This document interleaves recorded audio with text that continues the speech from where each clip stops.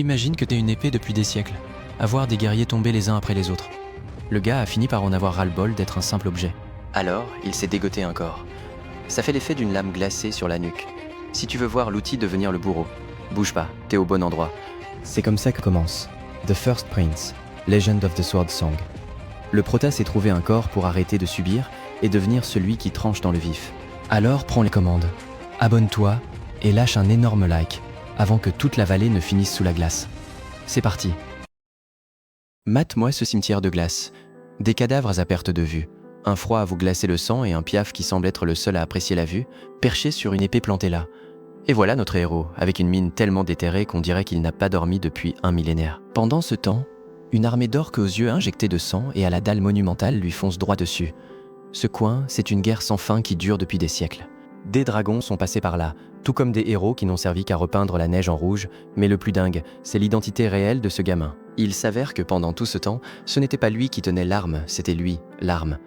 Il a été l'épée magique Gruhorn pendant des éternités, voyant défiler des guerriers prêts à crever, juste pour le privilège de le manier. À force, il a fini par piger le problème. Quand on est un objet, on ne peut pas bouger de soi-même pour aller casser la gueule à celui qui nous regarde de travers. Alors il s'est dégoté un corps et a décidé qu'il était temps de distribuer les pains en personne. Regardez-le, il dégage une aura bleutée qui vous gèle jusqu'à l'âme. Il n'est plus l'outil de personne, c'est maintenant le chevalier qui va renvoyer tous ses orques directs au menu fretin. Le gamin passe aux choses sérieuses et son regard s'illumine, comme s'il avait déjà décidé en combien de morceaux il allait découper chaque adversaire. Dans cette vallée, le silence est brisé de la pire des manières par le son du corps de guerre. L'ambiance devient pesante et on voit surgir ces héros que le monde a oubliés, mais qui sont prêts pour leur dernier tour de piste. Le système ne perd pas de temps et annonce le début du carnage.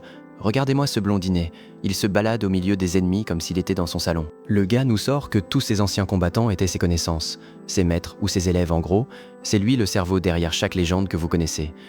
Et maintenant que le monde part en vrille, c'est à lui de se salir les mains pour montrer qui est le patron. Il ne fait pas dans la dentelle, il tranche de l'orque comme si c'était du beurre. Mais soudain, voilà qu'apparaît ce monstre, un monument de muscles qui semble tout droit sorti d'une salle de sport des enfers. La créature hurle, persuadée qu'elle va se faire un festin de chevalier ce soir, mais notre protagoniste le dévisage avec un calme olympien qui fout les jetons. Le blond bloque l'impact et lui renvoie un coup si net que l'orque ne réalise même pas ce qui lui arrive. Alors que le géant s'écroule en morceaux, il plante son épée au sol en guise d'avertissement, ils vont redevenir des légendes, qu'ils le veuillent ou non. Après m'être réincarné en épée, j'ai passé des siècles à passer de main en main, faisant de chaque porteur un héros de légende, jusqu'à ce que je rencontre enfin mon véritable frère d'armes. C'était un gamin d'un patelin paumé nommé Léon Berck, un va-nu-pied qui n'avait absolument rien pour lui. Ensemble, on a parcouru le monde et terrassé toutes les bêtes qui barraient notre route, accomplissant des prouesses que personne n'oserait même imaginer. Regardez-le, il enchaîne les moulinets comme si ces monstres n'étaient que du papier. Rien ne semblait pouvoir nous arrêter, jusqu'au jour où l'on a dû s'attaquer aux montagnes gelées. Le climat était un enfer, et le blondinet était au bout du rouleau. Il était là, à genoux, crachant du sang et poussé dans ses derniers retranchements. Et pour couronner le tout, voilà que le dragon blanc se pointe pour nous achever. Le genre de bestiole qui ressemble à un boss final créé uniquement pour vous rayer de la carte d'un simple souffle.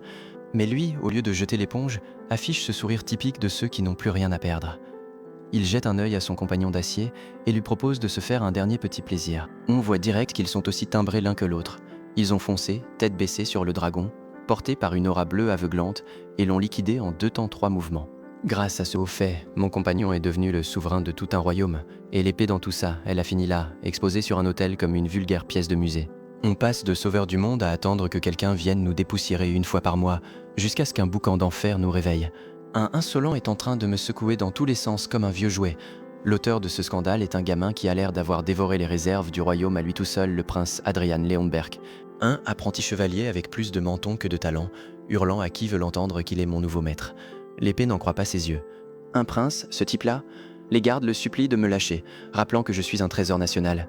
Mais le gamin n'en a strictement rien à carrer. Pour en avoir le cœur net, l'arme active son autorité de jugement afin d'analyser le phénomène qu'elle a en face d'elle. Et le résultat est à pleurer 16 ans, aptitude nulle et une liste de caractéristiques qui ressemble à un certificat de décès. Arrogance, paresse, manque de coordination et un physique qui ne tiendrait pas un footing. Le combo gagnant de l'inutilité. Vu le nom de famille, c'est bien un descendant de mon ancien maître, mais quelle déception, mon Dieu. Passer d'un guerrier de légende à un avorton qui ne peut même pas porter son propre poids. Lui, avoir le potentiel du sein de l'épée même dans une autre vie, c'est mort. Le prince, persuadé d'être un génie, commence à réclamer du pouvoir à plein poumon tout en faisant tournoyer l'arme dans le palais comme s'il maniait un manche à balai. Les gardes s'enfuient pour sauver leur peau pendant que le gamin fend l'air en menaçant tout le monde. Mais évidemment, avec une coordination d'amibes pareille, le drame était inévitable. En plein délire héroïque, il se prend les pieds dans son ombre et part en vol plané. L'épée fait un bond dans les airs et par les simples lois de la physique, retombe de pointe pile dans le dos du prince. Elle l'a transpercé de part en part. Et voilà l'héritier, étalé par terre dans une mare de sang, pendant que les gardes hurlent à la mort pour appeler un médecin. L'épée est tellement traumatisée par la stupidité du gosse qu'elle sent sa conscience s'éteindre pour la première fois en 1000 ans. Avec un successeur pareil, le royaume n'a aucun avenir, c'est la fin d'une ère, de la manière la plus pathétique qui soit. De sang royal, il n'avait hérité que l'arrogance, pas une once de talent. Dénué de la moindre compétence mais dévoré par une cupidité sans borne, cet héritier du trône était le mélange parfait de bêtise, de paresse et de cruauté. Voici le premier prince, Adrian Leonberg, une véritable ombre planant sur l'avenir du royaume. Mais après que le bougre a fini en palais, aux portes de la mort, les choses ont pris une tournure étrange. Les servantes s'en donnent déjà à cœur joie côté commérage, le lardacé ne renverse plus les tables et a déserté sa bande de vauriens.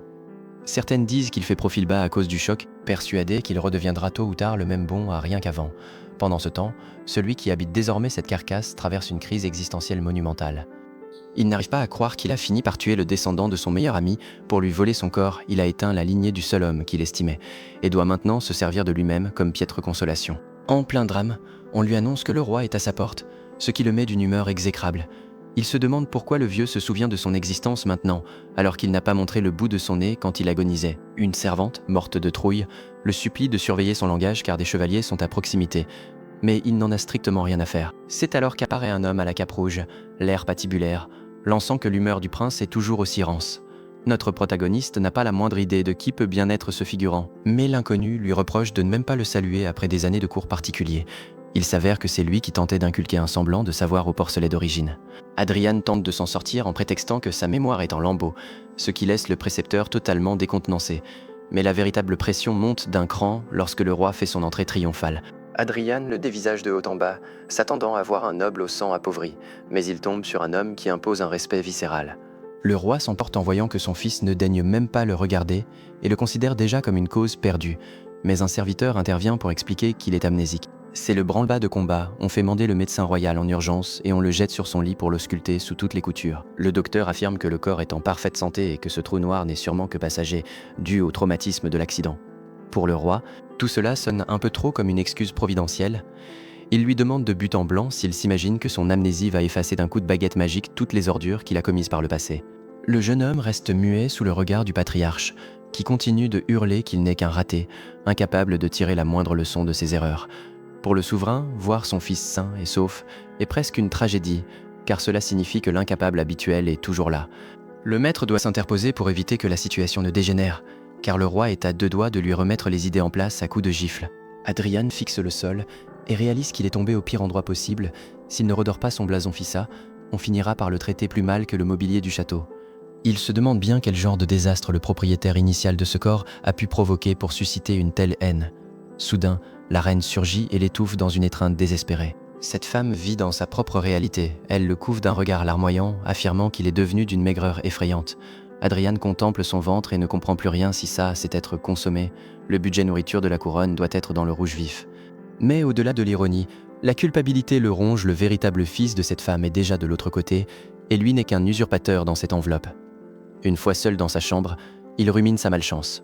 On lui avait demandé de veiller sur les descendants de son ancien camarade, et la première chose qu'il a faite, c'est prendre la place de l'un d'eux. Il doit désormais vivre pour deux, même si ce physique est un véritable attentat à la santé. Mais il n'est pas du genre à se dégonfler s'il a entraîné des légendes par le passé, ce n'est pas un corps flasque qui va l'arrêter. Il lui suffit de forger un cœur de mana pour retrouver sa puissance, et le tour sera joué.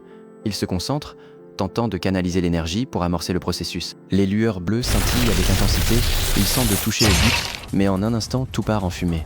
Le mana explose vers l'extérieur, car ce corps est si médiocre qu'il ne supporte pas la moindre pression.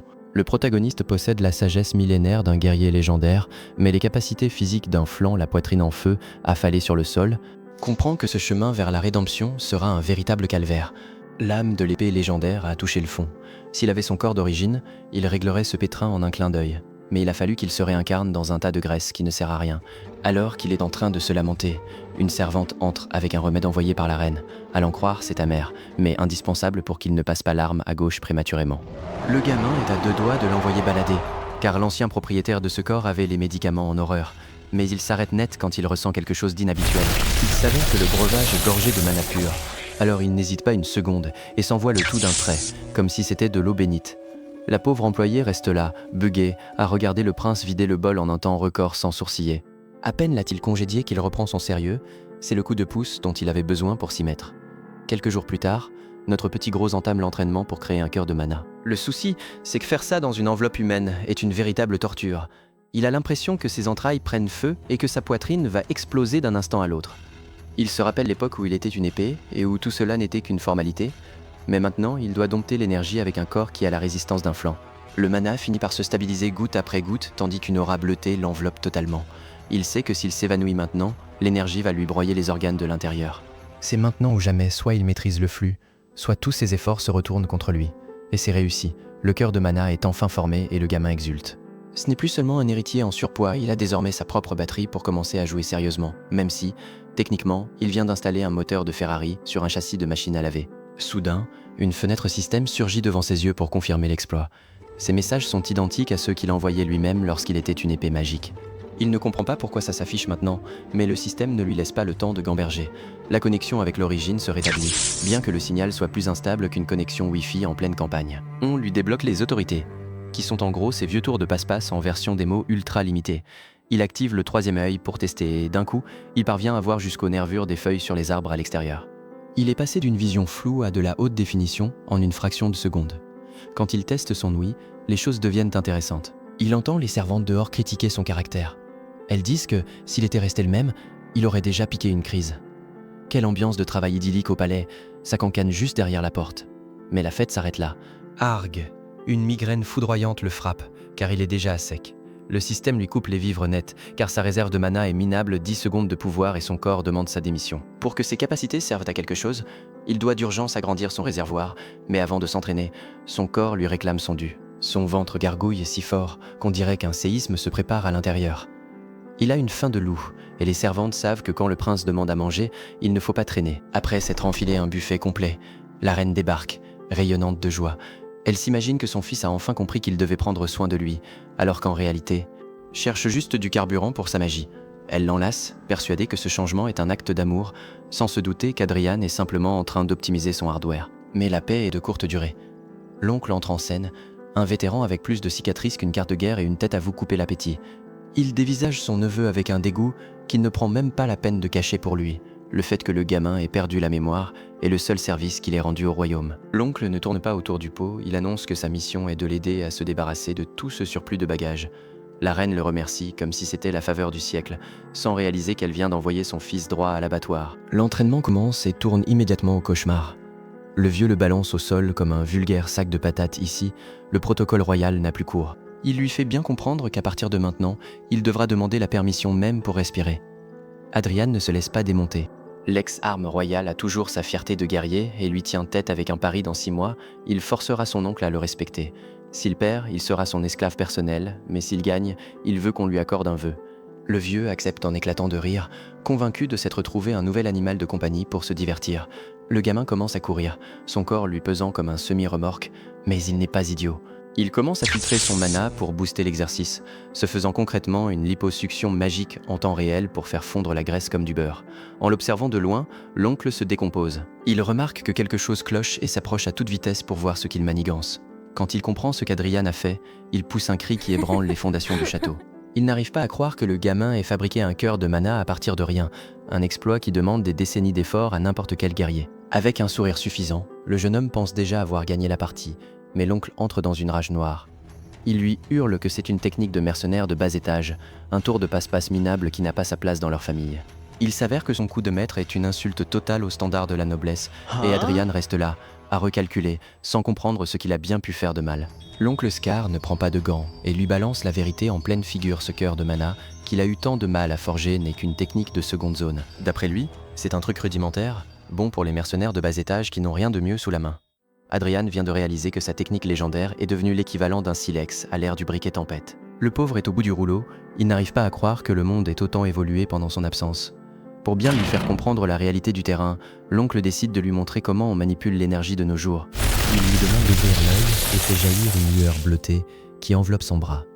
Adrian reste sans voix en voyant que le mana prend désormais la forme d'un anneau.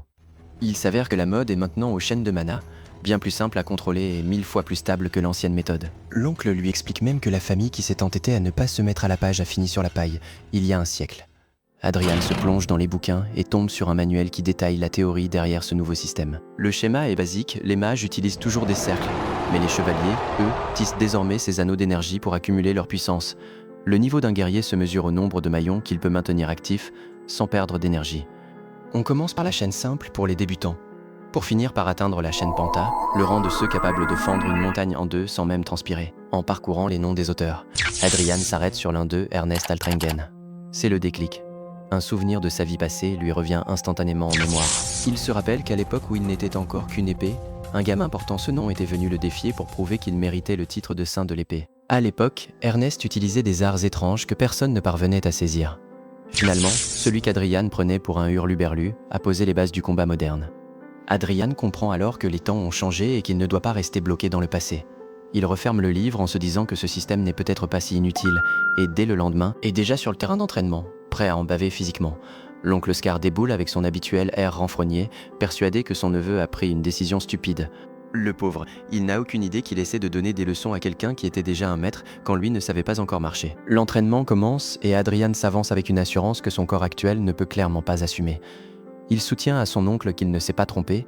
Scar le regarde comme s'il avait perdu la tête. Le gamin se met à philosopher sur le cœur de mana et les classes sociales, une lueur bleue brûlant dans son regard. Scar ne gobe pas ses salades pour lui. Adrian est juste un gosse qui se prend pour le héros d'une légende, mais qui ne tiendrait pas 2 secondes dans la vraie vie. Mais le jeune homme le provoque et lui jette le gant. Il lui lance que s'il est si fort, il n'a qu'à le prouver en battant un chevalier à double chaîne. C'en est trop pour l'oncle, qui perd patience. Il lui balance tous ses titres à la figure comte, commandant du Nord, maître lancier et l'un des 5 lions du roi. En clair, Bale Balorard le prévient qu'il a largement de quoi le rayer de la carte. Comme si son CV ne suffisait pas, l'oncle déploie 4 anneaux de mana d'un coup. Scar n'est pas là pour faire de la théorie, il est là pour cogner. En un clin d'œil, sa vitesse laisse Adrian sur le carreau. Le gamin finit par embrasser le sol avant même d'avoir compris ce qui lui arrivait. Les gardes doivent intervenir pour éviter que l'oncle ne finisse le travail et ne l'écrase complètement. Un peu plus tard, Adrian n'est plus qu'une loque étalée dans la cour, essayant de se rappeler comment on respire. Il vient de réaliser qu'il n'a aucune chance contre ce monstre et qu'avec sa condition physique actuelle, il aurait déjà de la chance de battre un garde à moitié endormi. Il rentre dans sa chambre en piteux état, en nage avec chaque muscle de son corps qui crie grâce. Le médecin royal l'y attend, prêt à utiliser sa magie curative sur ordre de la reine. Le gamin frôle la panique en voyant ses mains briller d'un éclat vert. Il sait que s'il se fait soigner maintenant, tous ses efforts pour endurcir ce corps de lâche seront réduits à néant. Sans ménagement, il vire le vieux de la pièce. Il ne sait pas taper 3 heures de cardio pour qu'un papy avec des lampes torches à la place des mains vienne saboter ses progrès. Le garde ne comprend rien et le regarde avec inquiétude, mais le calme est de courte durée.